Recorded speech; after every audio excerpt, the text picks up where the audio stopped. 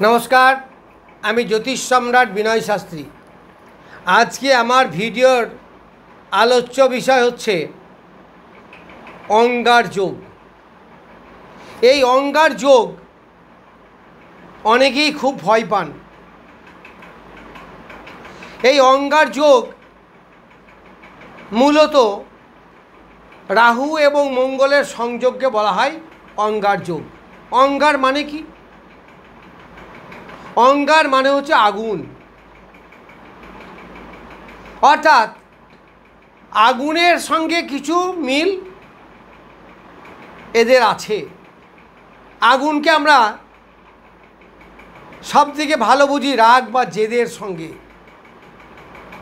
ताहले अंगार जोग यदि हय राहु एवं मंगलेर जोग, ताहले से भयानक रागी हबे, भयानक जेदी हबे, भयानक सेंटिमेंटाल हबे, एगुलो हबे। किन्तु हबे कि? ताहले पृथिवीते जत लोकेर এই রাহু মঙ্গল যোগ আছে সবাই তো এরকম মারামারি করতে ভালোবাসবে, ঝগড়া ঝামেলা হবে, অশান্তি হবে, রাগী জেদি, আবার প্রয়োজনে এরা হাত তুলেও দেয়। তাহলে এই যে যোগ মূলত রাহু এবং মঙ্গলের যোগ, এই রাহু এবং মঙ্গলের যোগই হচ্ছে অঙ্গার যোগ। রাহু কি? রাহু যে কোনো জিনিসকে বাড়িয়ে দেয়, বর্ধিত করাই হচ্ছে তার কাজ। আর মঙ্গল কি? মঙ্গল হচ্ছে রক্ত, মঙ্গল হচ্ছে মেজাজ, মঙ্গল হচ্ছে উগ্রগামী, মঙ্গল হচ্ছে স্পিডি, মঙ্গল হচ্ছে যোদ্ধা, মঙ্গল হচ্ছে সাহসী। সে হারতে জানে না, সে ক্ষত্রিয়, সে জানে যুদ্ধ করতে, যুদ্ধ করে জয়লাভ, এটাই হচ্ছে তার একমাত্র কাম্য। যদি তাই হয় তাহলে তার সাহসে যদি বাধাপ্রাপ্ত হয় তাহলে সে উগ্র হবে। কোনো কারণে যদি তাকে রাগিয়ে দেওয়া হয় তাহলে সে উত্তপ্ত হবে। কিন্তু এই রাগিয়ে দেবে না শান্ত করে দেবে, এইটা ডিপেন্ড করবে ওই দ্বিতীয় গ্রহের উপর। যদি বৃহস্পতি যোগ হয় মঙ্গলের সঙ্গে তার একটা রেজাল্ট, যদি রাহু যোগ হয় তার একটা রেজাল্ট। কিন্তু আজকের আলোচ্য বিষয় রাহু মঙ্গল যোগ। এই রাহু মঙ্গলকে নানাভাবে প্রভাবিত করতে পারে। আমি যদি একটু ভালো দিকটাকে নিই, তারপরে নেগেটিভ দিক তো নেব। কি কি সাবধানতা দরকার, কি কি প্রতিকার দরকার, এগুলো তো বলবো। কিন্তু তার আগে বলবো রাহু মঙ্গল কি দিতে পারে। দেখুন, আপনি অনেক কাজ করার অনেক দিন থেকে চেষ্টা করছেন, ঠিক সাহস করতে পারছেন না, নার্ভাসনেস ফিল করছেন। পারবো তো? হবে তো? চেষ্টা করে দেখলে হতো। যদি না হয় কি হবে? না হলে প্রেস্টিজের ব্যাপার। এই রকম নানা রকম দাদা দিনদা একবার সাহস করছেন এগিয়ে যাওয়ার, আবার পিছিয়ে আসছেন।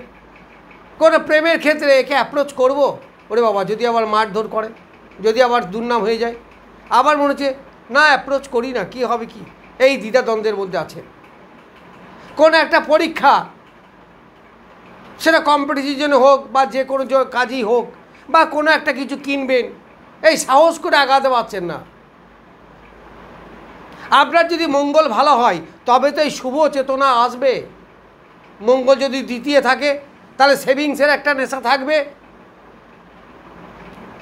মঙ্গল যদি পঞ্চমে থাকে, মঙ্গল যদি নবম বা কেন্দ্রে থাকে, কোণে কেন্দ্রে থাকলেই হবে। কিন্তু মঙ্গল তো উপচয়, অশুভ গ্রহ। তাহলে এবার দেখতে হয় শুভ মঙ্গল না অশুভ মঙ্গল মানেই বিচার করে দিলাম, এটা কিন্তু নয়। মঙ্গল মানেই কি খারাপ? মঙ্গল মানেই কি অ্যাক্সিডেন্ট? মঙ্গল মানেই কি অপারেশন? আগে দেখতে হবে। যেমন মঙ্গল থেকে মাঙ্গলিক, একটু ব্যাপারটা বোঝার চেষ্টা করুন। শুনুন, ব্যাখ্যা করতে গেলে কিন্তু একটু সময় লাগবে, একটু ধৈর্য ধরে শুনতে হবে। ধরুন আপনার মঙ্গল এমন জায়গায় বসেছে, সেটা যে মাঙ্গলিক দোষ তৈরি করে, তাহলে জীবনটা নষ্ট হয়ে গেল। দাম্পত্য জীবন তো ভালো নয়। মাঙ্গলিক বিয়ে দিতে চায় না, এটা আপনারা জানেন। কিন্তু মাঙ্গলিক হলেই কি বিয়ে দিতে চায় না বা দাম্পত্য জীবন সুখের হয় না? যদি আপনার এমন হয়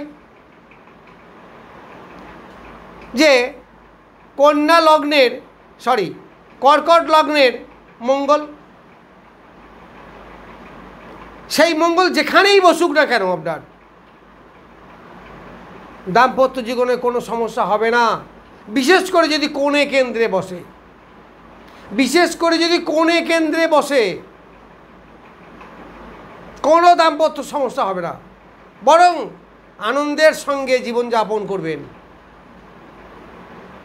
এখানে একটু নক্ষত্রটা দেখার দরকার আছে, তাছাড়া কত ডিগ্রিতে বসে আছে, কোন চরণ ইত্যাদি দেখার দরকার আছে। যাই হোক, মোরাললেস বললাম। মঙ্গল যদি সিংহ রাশির হয়, সিংহ লগ্ন বা রাশি যদি হয়, তাহলেও সাধারণত লোকে দেখবেন বলে যে এই সিংহ রাশি, কর্কট রাশি, এদের দাম্পত্য জীবন ভালো হয় না। ঠিকই বলে, কারণ সপ্তমপতি শনি তো দাম্পত্য সুখ দেয় না। আবার আমি বলছি মঙ্গল দেয়, আমি মঙ্গলের ফল বলছি, কিন্তু শনির ফল বলিনি।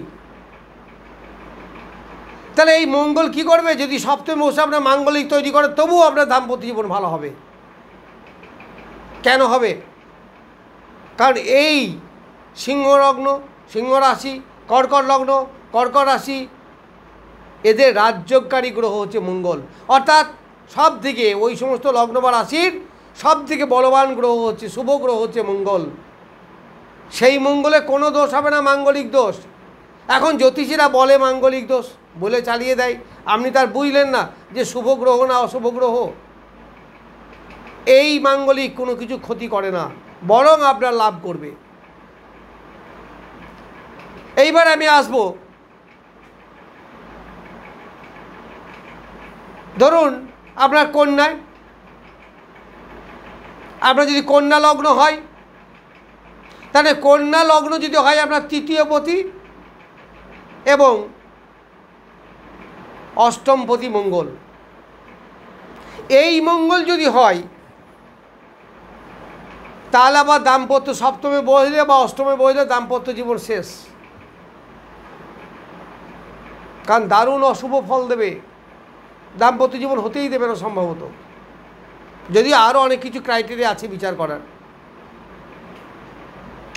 কিন্তু আমার আজকের প্রশ্ন হচ্ছে মঙ্গলযুক্ত রাহু, এই যে মঙ্গলের ফল বললাম, এই মঙ্গলের ফলকে অতিমাত্রায় বাড়িয়ে দেবে অথবা অতিমাত্রায় কমিয়ে দেবে, এইটা হচ্ছে রাহু। রাহু কখনো মিডিয়কার হতে পারে না, সে দারুণ বাড়িয়ে দেবে, না হলে দারুণ কমিয়ে দেবে। তাহলে যদি শুভ হয় তাহলে শুভত্বটা তার বাড়িয়ে দেবে, আর যদি অশুভ হয় তাহলে তার অশুভত্বটা বাড়িয়ে দেবে।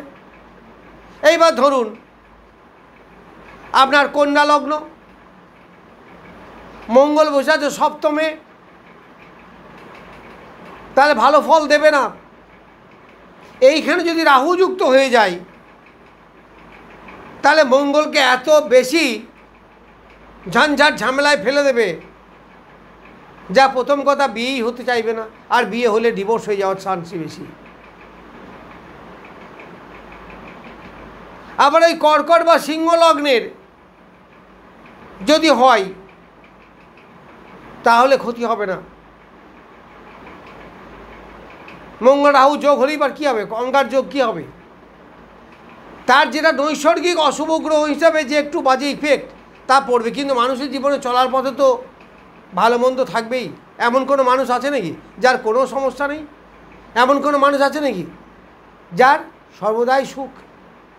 তা তো হতে পারে না। সুতরাং এই মঙ্গল রাহু যোগ কখনো ভালোও দেয়, কখনো খারাপও দেয়।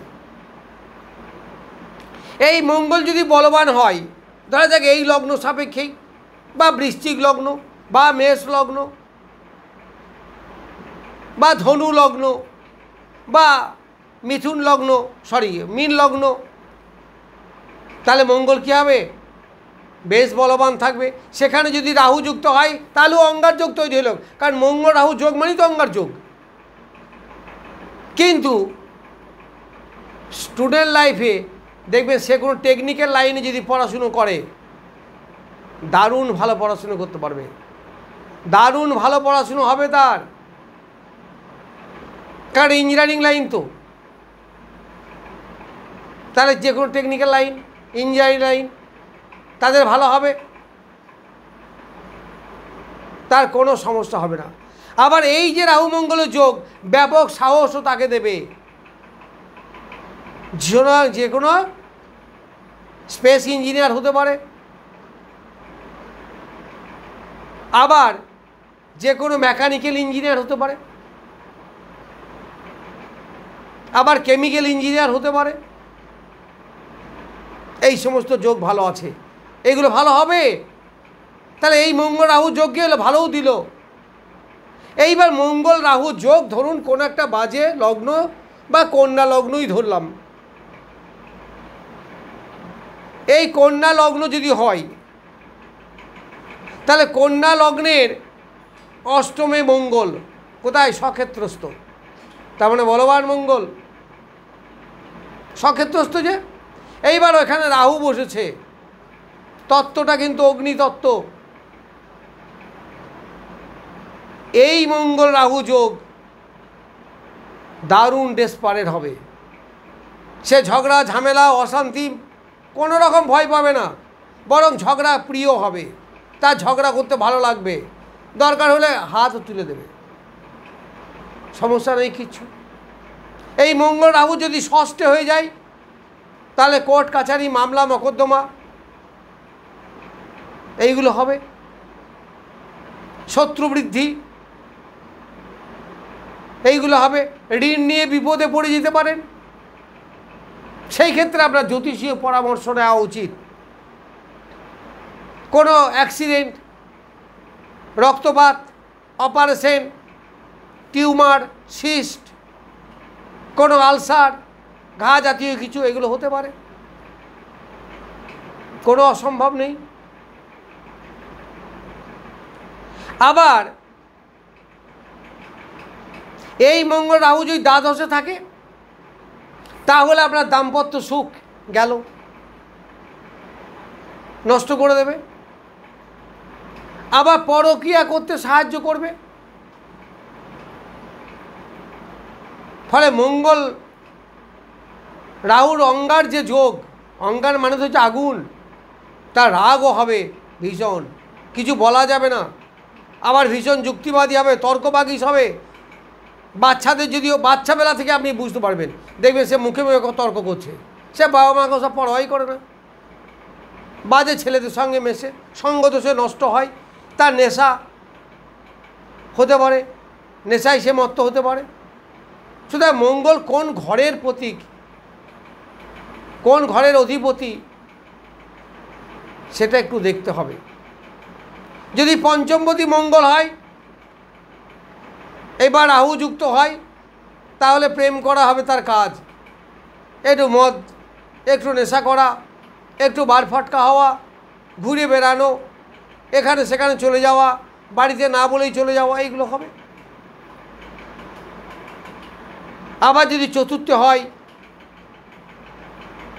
নবমে হয়, তাহলে এডুকেশন হবে, তার হাই এডুকেশন হবে, ভালো দিকে হতে পারে।